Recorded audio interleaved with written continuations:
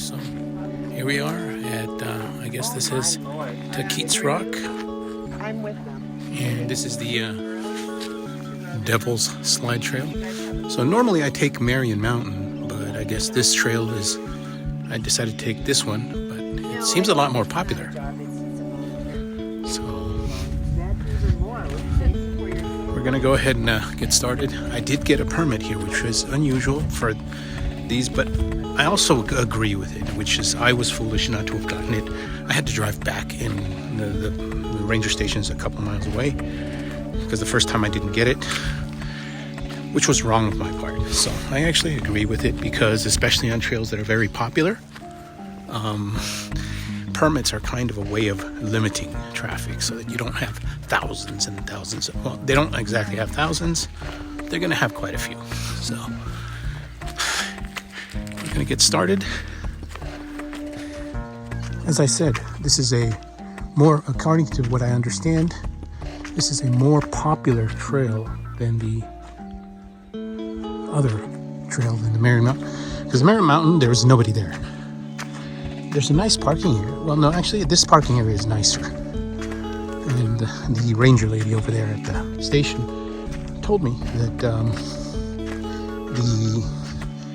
this place gets full by 8 a.m., which the ranger station opens at 8. So I'm wondering, well, what do you do if you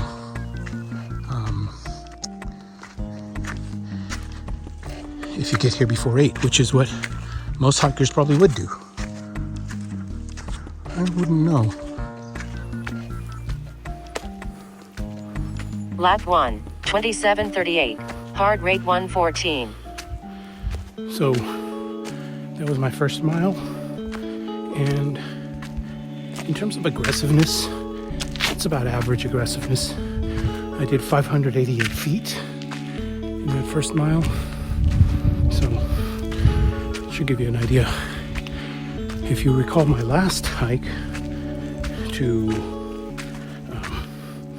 San Bernardino Peak, by the first mile I'd already done 750 feet, I think. So this is about 162 feet less. I passed up a few hikers. 3 hikers. They look like they're tourists from, I don't know, Europe, Germany, probably. Nice people.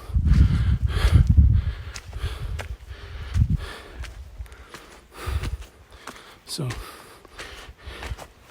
I've brought 3.5 liters, a little more than 3.5, I think it is, or is it less? I left behind one of my 600 milliliter bottles. So I have 2 liters, then I have a quart, then I have 600 milliliters. I know the quart is what, like 947 milliliters? So what's that? Like 500 something. Almost, as I said. I think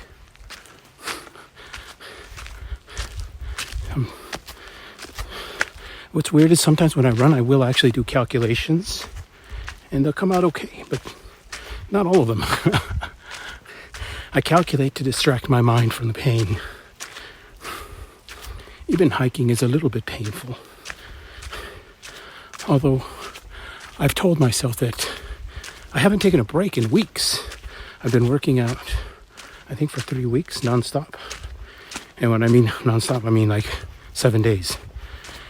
Every day I've done something that lasts at least 2 hours. So up to a point, yeah, my body's getting tired. So I've told myself today that I will not push myself. I'll enjoy this trail a little more. I'm not going to try to break any records. Will the monster that I meet later on push me faster? I hope not. But I thought, since we're here alone, I would cover that subject a second time. I think because it is helpful for others to recognize this phenomenon. And that is when the idea that we are not a single unified individual, but we are many people.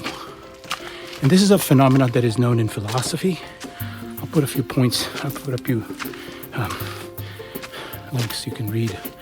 It's also found in neuroscience. Some of you may recall Gazzaniga's split brain personality experiments. But to those who didn't, because many people actually don't really understand, or they get some of the details wrong. The whole idea was that in order to, he wasn't the one who actually did the surgery, but he studied people who had a callosotomy, corpus callosotomy, which is when they split the two halves of your brain. There's this large, thick bundle of wires, biological wires, that connect your two hemispheres. And there are some people who, because of really bad seizures, epilepsy, intractable epilepsy, they had no other way of relief.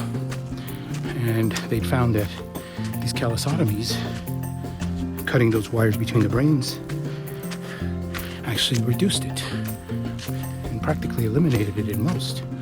So for these people, yes, there was a risk, but as there is in almost anything, there's a risk versus benefit. Even vaccines have risks versus benefit. It's just the risks are nowhere near as bad as the unscientific anti-vaxxers would have you believe.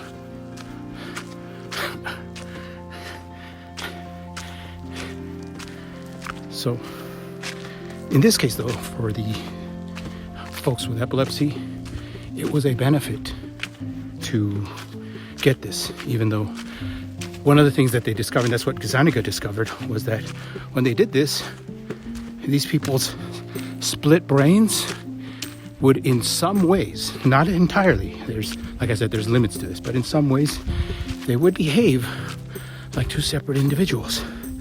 Like the right half and the left half didn't really know what they were doing.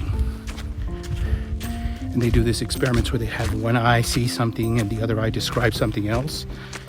And I believe this is where, in the 70s and 80s, school teachers would start teaching students that your right half, again, I'm getting this wrong, so I'll try to correct it here, but that one half of yours is the visual, or not the, one half is the talking, and then there's the calculating part. A lot of that was reinforced by Gazzaniga's studies. And the reality is much more complicated. Maybe I'll just cover that a little later, but for the purposes of our discussion, we want to focus on this whole idea of being split individuals. The thing is, the way we are split as individuals exists in many ways more than just the Gazzaniga experiments. As a matter of fact, Kahneman did it in a different way, where he described us as, there are system 1 and system 2. These are just ways of classifying it, though. This is the reason that it's sometimes inaccurate to say that, because to a certain extent, we are split in many different ways. We can look at it from, so the splits, the thing is, as humans, we classify and categorize things. So we want to understand those splits, but the reality is going to elude us. That's my whole point. But sometimes, for right now, let's keep it simple. Yes, there are many ways in which we are split. We're more than one person, and in philosophy, we also understand this. As a matter of fact, in philosophy, it's usually called a transformative experience. Men will know this experience when in the throes of passion. Well, some women probably will too. I shouldn't be unfair. when you're in the throes of passion and you tell that woman that you love her, when the two of you are going to have sex, and you may say some things that you may promise her that new Mercedes, or you may promise her a trip to Hawaii during the throes of passion, and then once you're done, as a matter of fact, the vulgar term is post-nut clarity, which is once you're done, you're like, oh my God, what did I just commit to, or who did I just, but the whole point though is, this is a very visual example, a strong example, but there's many ways in which we become different people, or we are different people. When I'm on a run, like I explained, I think the day after, before, a couple days ago, that when I'm on a run, even though I push myself too hard, and the runner, me, is a second personality. He's not completely different from me. He's within me. And he still shares many common interests with my other personalities, including not getting me killed.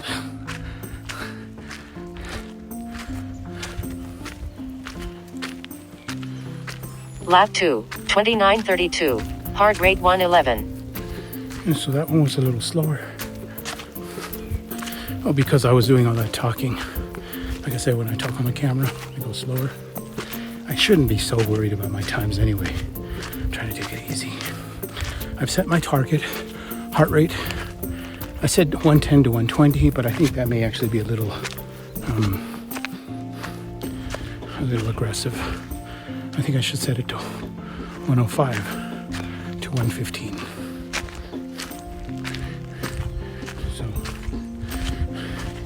So far, this second mile is about the same.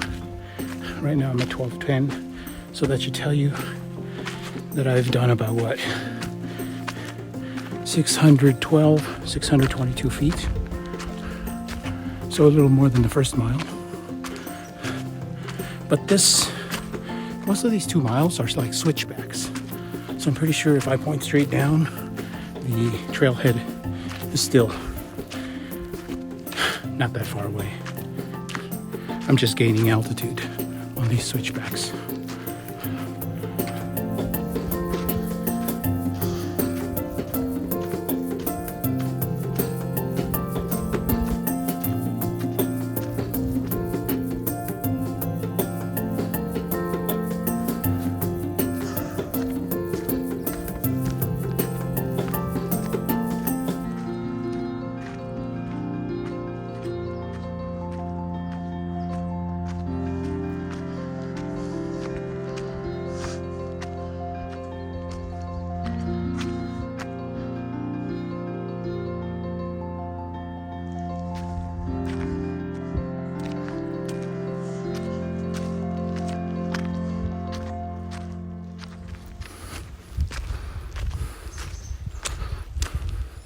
Lap 3, 29:08. Heart rate 114.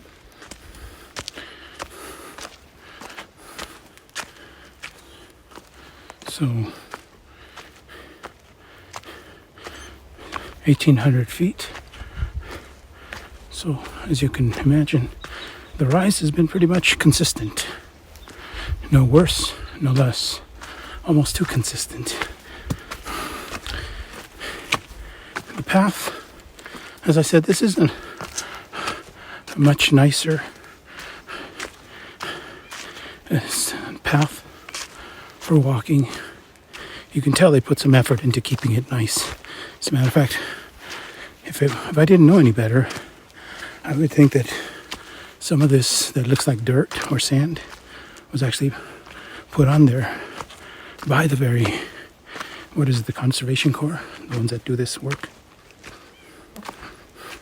I take my hat off to them. Thank you, folks. I appreciate your hard work.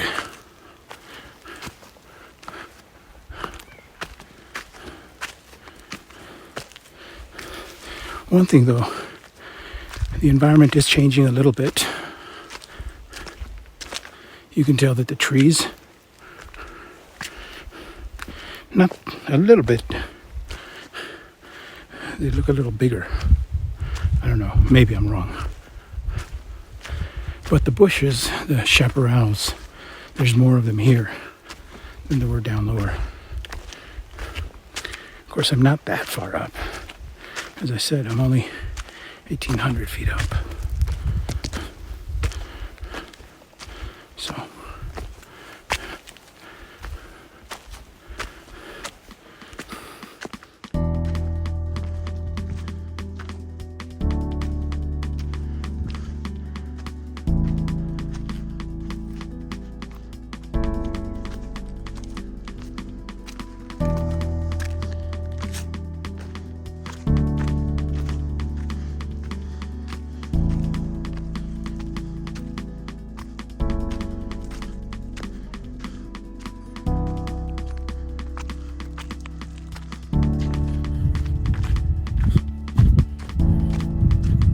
Lap 4, 3144. Hard rate 118. okay, so that one I went a little slower, but I'm still within time. I know, I shouldn't be looking at my paces. Sometimes it's hard. Get off my back.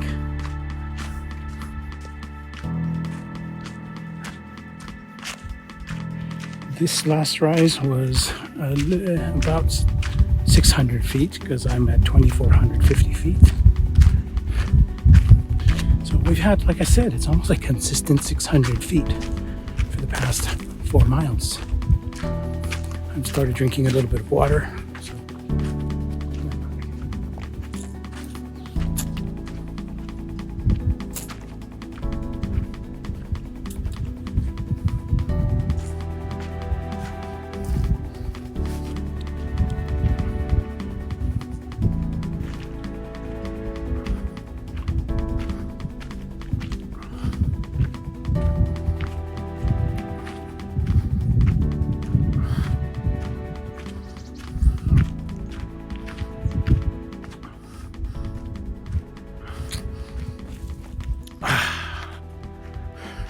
This time I left it in the fridge, and for the past 45 minutes before I took off, I put it in the freezer, so it's a little cool.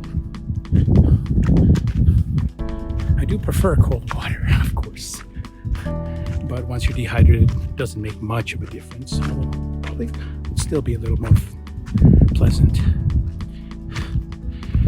Actually, when I had the other backpack, I would. That one would hold 3 liters, and sometimes I would freeze the water in there. Of course,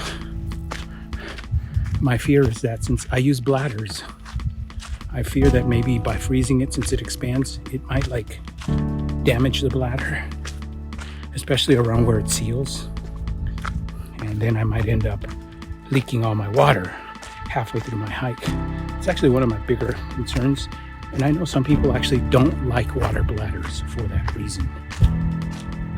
But to be honest with you though, in all the years I've used them, never really had a problem. I have that fear, but it's never been a problem. I haven't had a leak, but then I don't buy cheapo.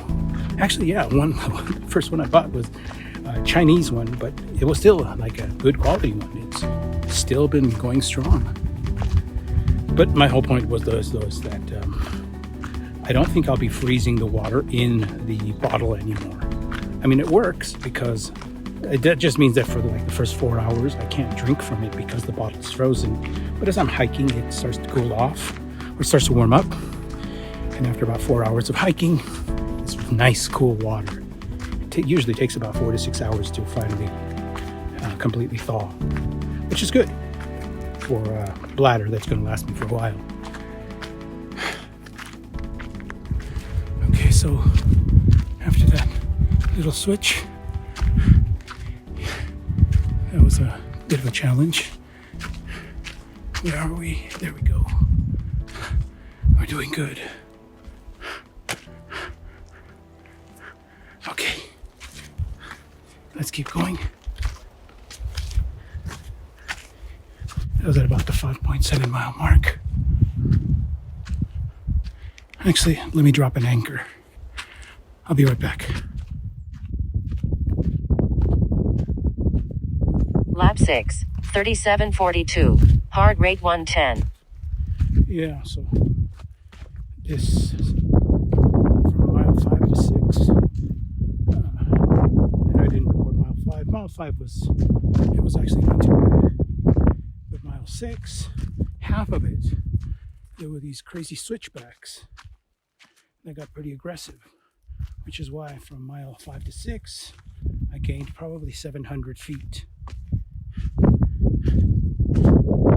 Which shouldn't be too much more, because right now I'm at 3375. Shouldn't be too bad, but remember, as you're getting up, your legs are getting tired. So, it's not the worst, but I think the biggest thing is it slowed down my time. And you know me, I know I keep telling myself I shouldn't be so worried about my time, but I do worry. So, let's get back to what we were talking about earlier. We were talking about how we split. And as a matter of fact, why should you care? Why should you, listening to me, care? It sounds like something that has no real utility in your life. But the reason I like it is because whenever I'm doing things such as runs, exercise, hikes, or trying to conquer my own inner demons, it's encouraging to remind myself that I'm not always that person that has those bad traits. Sometimes I am the others. I am powerful. I am strong. And if I can figure out that guy, I can harness him. Sometimes it takes a little work. Like running.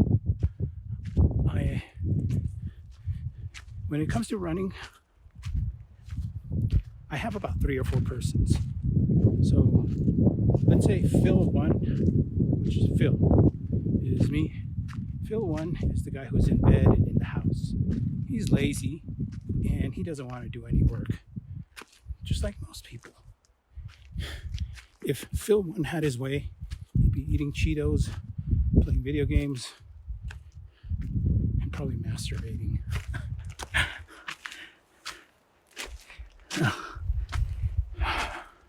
But even Philip 1 knows that he's got to get out of his room. Even the laziest person can step outside of their door. That's the thing. So Philip 1 can get me outside the door, but he doesn't want to do anything.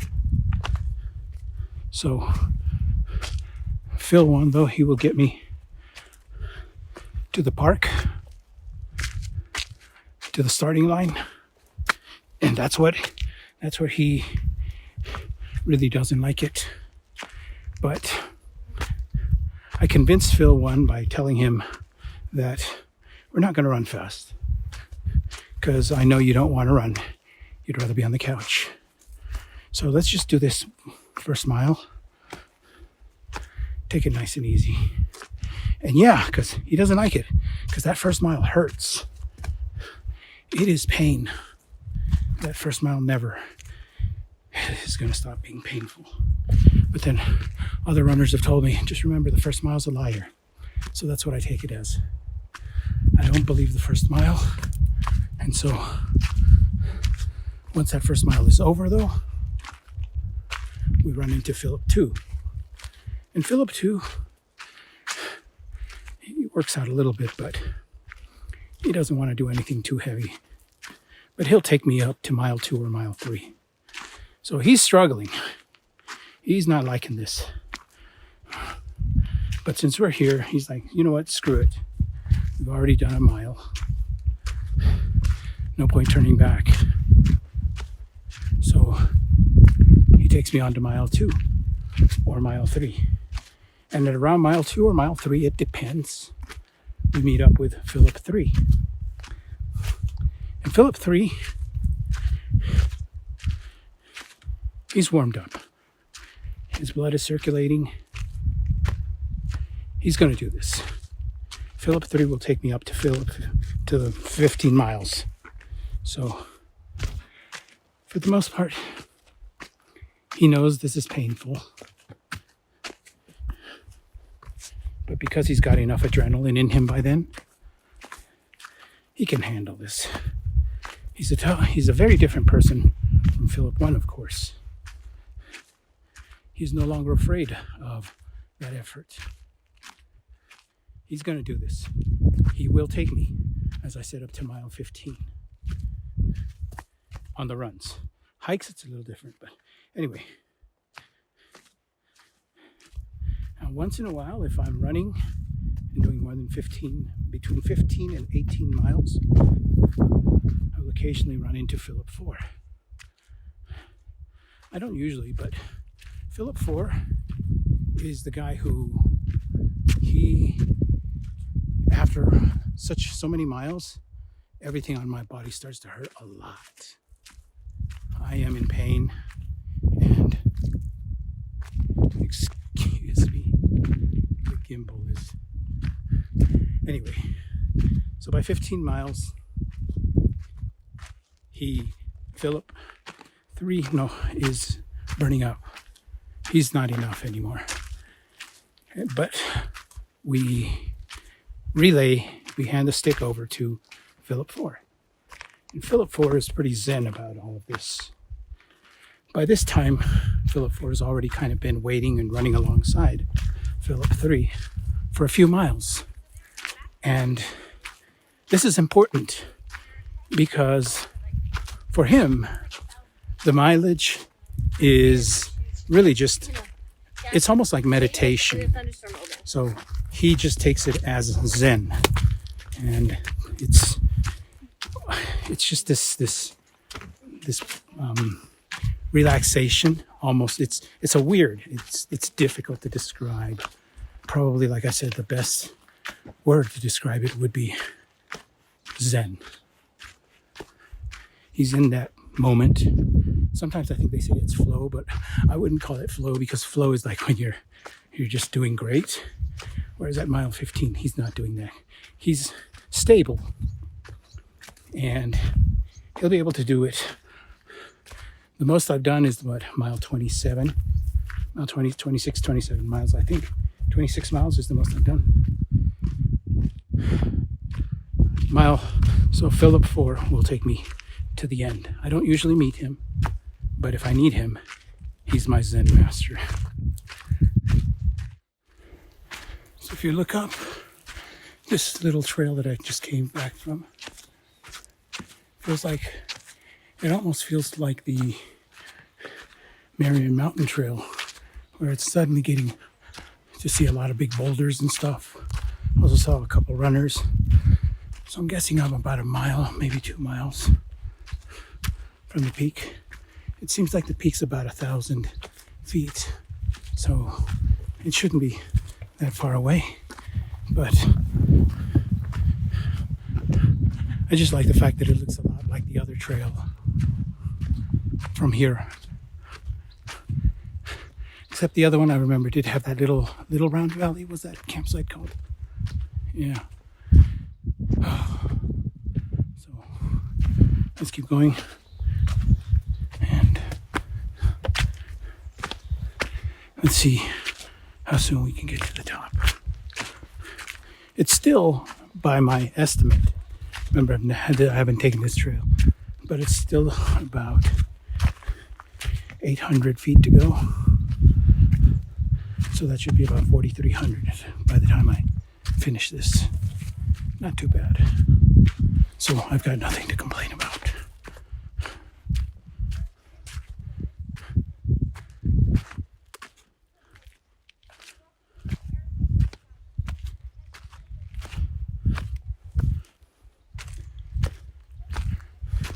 I like that tree. See how it looks all torn up? Cool, huh?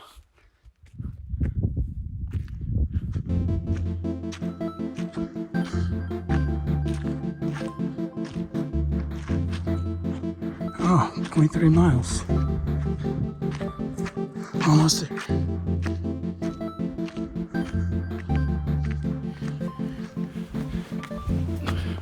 So I'm at the last part, but it's also a bit dangerous. So if I'm not looking at the camera, just remember it's because these rocks can be quite treacherous. And I can slip and break a leg. Don't want to do that.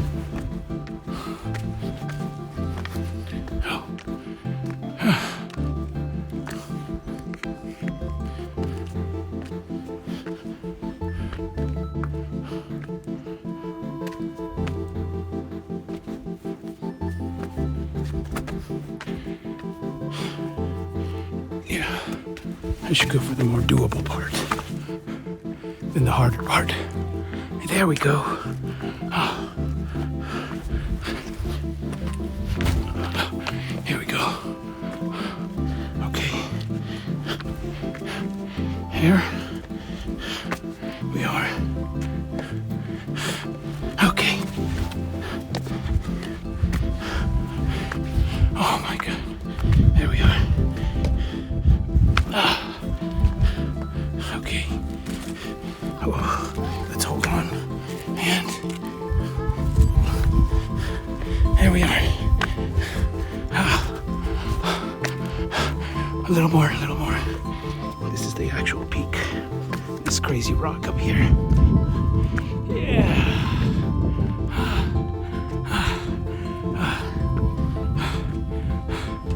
Check that out.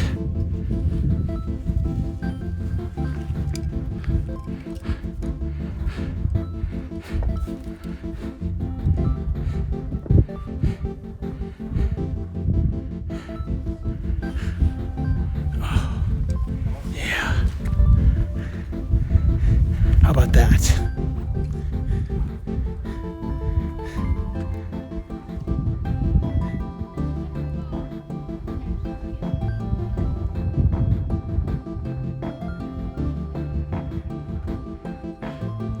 Let me take my time because this rock is slippery.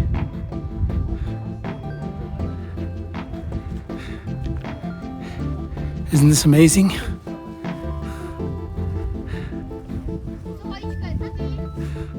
Right? Oh. Yeah. No snow. Not like last time. You guys haven't seen rain down there, have you? Look at me.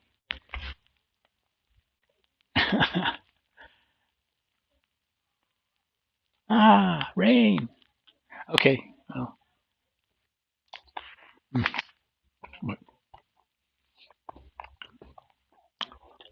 this entire part of San Jacinto is like rocks, like big old dangerous rocks. Here, as a matter of fact, let me show you. If you look up there, you'll see that there's rocks falling below. So if you slip that way, yeah, you're dead.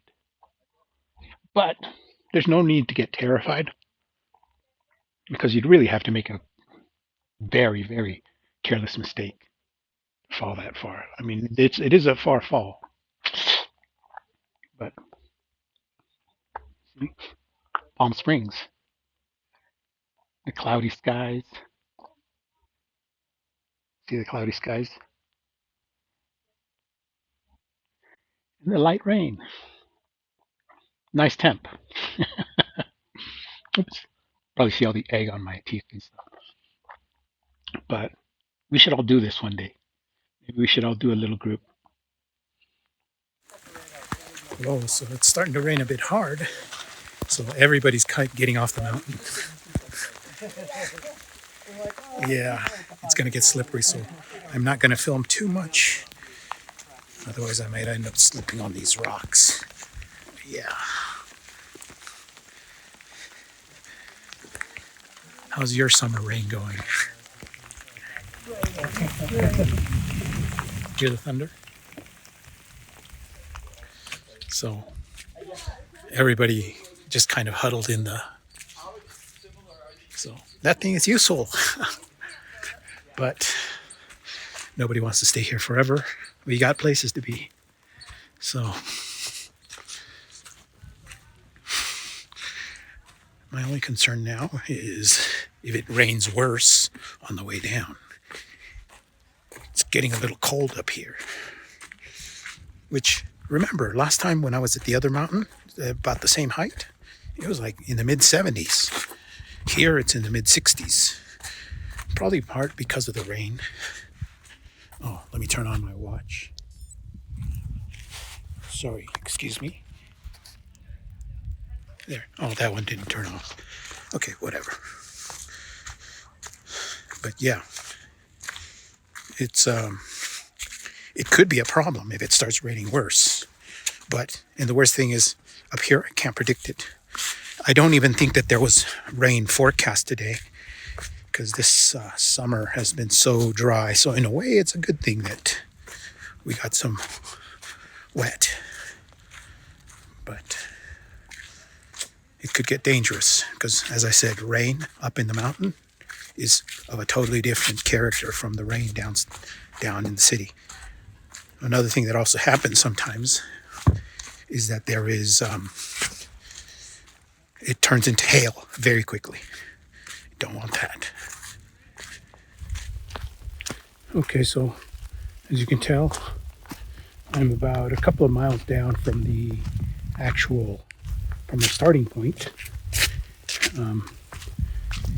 And it's still raining lightly. At least as I'm about 1,000 feet down, so I guess I'm still high enough to where it's still a problem, but you'll hear thunder and stuff. So. But given how dry the season has been, it's actually kind of a good thing, you know. The only possible danger, like I just said, is that the rocks become a bit slippery. And so I got to be just a little careful.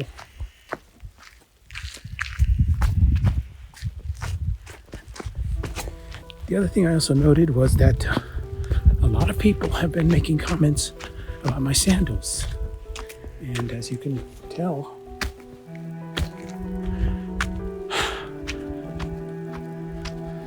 that's what I hike with. I don't know why though, because in a way, they think that these sandals are somehow a sign of being a hardcore hiker. I don't know if I would say that, because for me, it's actually the opposite. It's a little easier for me to hike with sandals. See, here's the thing. If you decide to use sandals, though, there is a little bit of a learning curve. So if you put them on, first of all, you can't just go putting on flip-flops. And the sandals that I wear, many people, actually there's some people who recognize them. They're this brand called Zero. They're pretty good. So they're not just any, $5, any dime store sandal. They're technically running sandals or hiking sandals. There's some other ones too, called Bedrock Cairns, I think. There's a couple of them that are pretty popular. And there's Lunas. And Lunas actually look like hiking boots.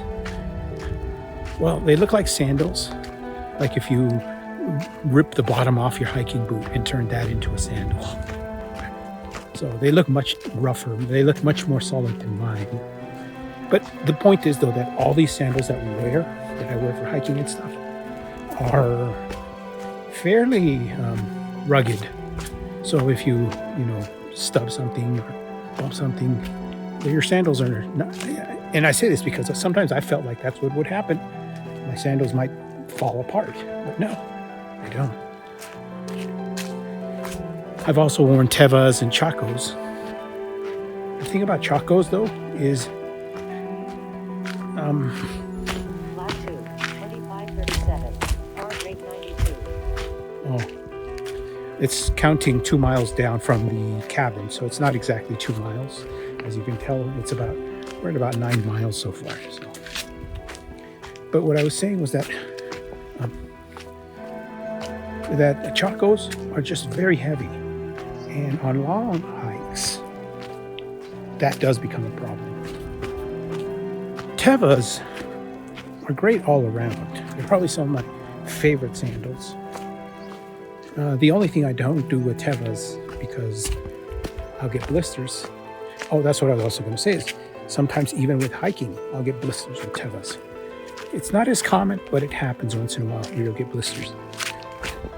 Almost all sandals have given me blisters when I wear them, as a matter of fact, which is why I've actually started to just use these, the zeros, because strangely enough, now they don't feel as comfortable because Tevas and Chacos, the one reason most people, when they put them on, they like them is because they feel very comfy. They really do. I mean, sometimes because they have the whole footbed is molded to the shape of your foot, including the arch. So they even feel like they give you arch support. The problem, though, as I said, is Chaco's too heavy. Tevas will often give you blisters. Well, not often, but sometimes. Whereas these, the zeros, because they're so flat and minimalistic, some people may not like them because they won't feel as comfy as those other sandals. So they won't.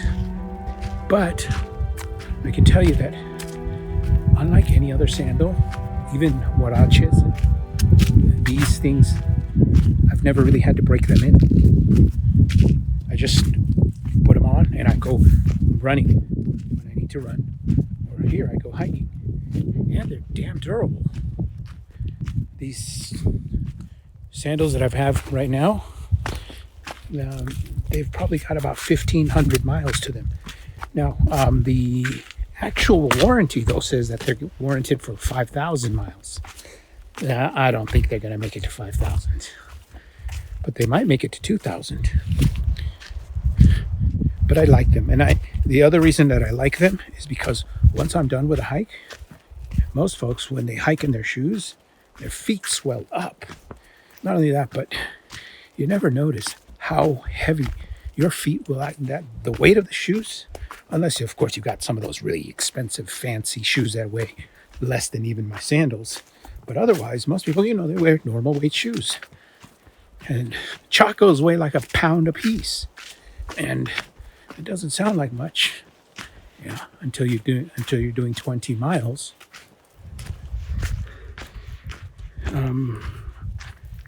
I think what is most curious about this hike was that I did not drink as much as I did on the other. As a matter of fact, only half a mile ago, I think, or a little more, I have my notes there, I finished my 2-liter bladder.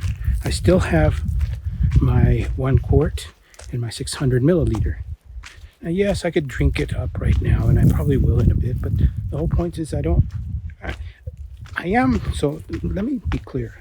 It's not that I'm totally full of, so dehydration is just a natural thing. For most people who probably work out or run, they know this. So I'm a bit dehydrated, but not so much that I feel that I really need to. The thing is, like I said in other occasions, even if I'm dehydrating, if I drink too much, I'm going to start to pee too much. And I guess I should share that, I've already gone a few more times than what I think is normal. So that tells me that, my level of dehydration is within normal ranges. It's a weird way to say it, but my whole point is that the amount of water that I'm drinking is normal. But that's weird. If I'm correct, this hike will be about 15 and a half miles. Supposedly it was going to be 16, but I don't think it's going to be 16. But either way, that's only like 5 miles short of, and there's lots of little bugs now that I'm here. Yeah, but 5 miles shorter than last week's hike. And last week, I finished all of my water before I even made it to the bottom. if you remember, my 4 liters, or a little more than 4 liters. My weight loss was within normal range, so it wasn't too bad last week either. So my managing my water has actually been pretty good. The only thing that strikes me is what a difference. This time it's like half as much water. 2 factors I would probably attribute. One, just the intensity was lower. I'm pretty sure when I actually measure what my heart rate was on average here, it's going to be at least 10 beats less than it was last week. And that was my goal. It really was, because I have not taken any breaks from working out, like I said, for about 3 weeks. And I really need to take it easy. But whenever I say that, as you can imagine, the rational side of me feels shamed at not having pushed myself so hard. The intellectual side of me is like, no, you did well. You did exactly what you should have done. This was not by any means a walk in the park. No, this was a walk to the mountaintop, and it was hard.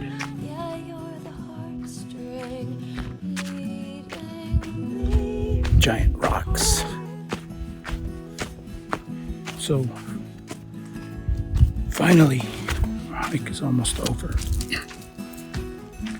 And as is always the case, my feet are killing me. My legs are burning.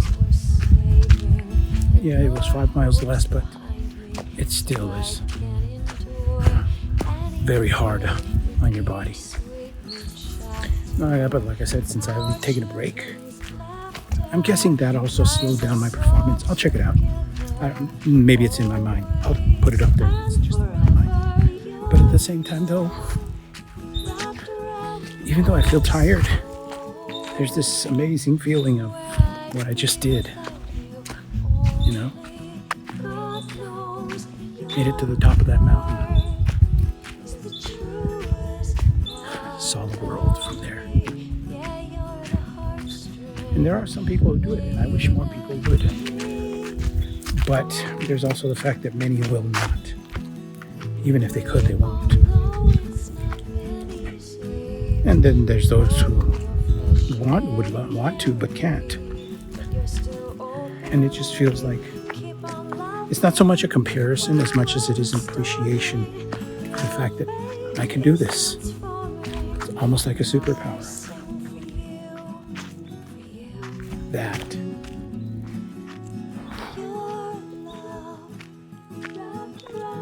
That's why you got to do this too.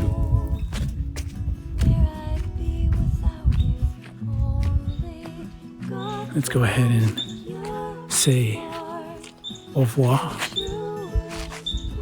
to the Devil's Slide Trail in San Jacinto. Okay, folks. Till next time.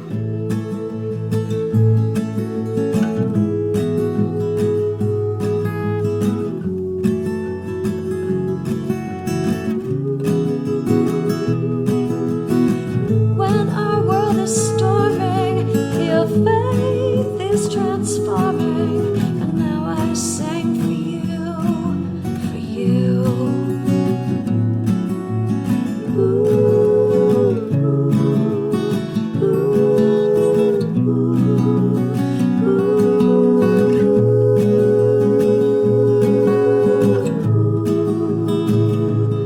You're the heartstring, you're the heartstring.